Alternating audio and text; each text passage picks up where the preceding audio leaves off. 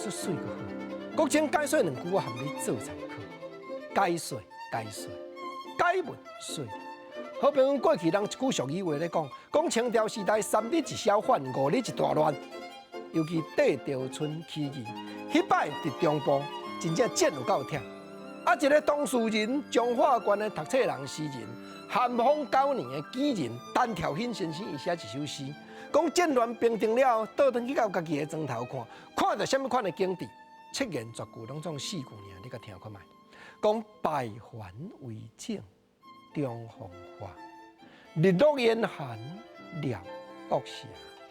无闻旧时王舍言，心伤百姓衣无加。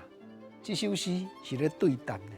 单条欣先生，伊毋是一般看热闹的人呢，伊是真正当事人的体会呢。伫咧戴潮春战乱的时阵，第一，单条欣要派刺客要去谋杀戴潮春，结果太无成。伊搁入去军中扶持政府，望讲戴潮春这边的政乱会当赶紧平定。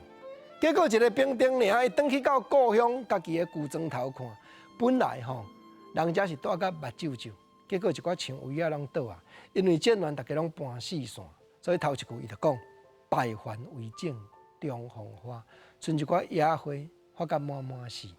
讲来到这，朋友你可能有想到大唐帝国的时代，老有识一首诗：自出桥边野草花，乌衣巷口夕阳斜。旧时王舍当奸宴，飞入心上百姓家。同款每字拢同款，花谢艳家呢。老有识这首诗就是咧讲英过去的朝代，姓王的姓社拢做甲早以上大官大好，结果但因的厝体门骹口做受遐院啊，但即马这好野人的家族、大官的家族拢已经崩败，这院啊飞入去心上百姓的家庭，意思讲战乱，意思讲时代变迁。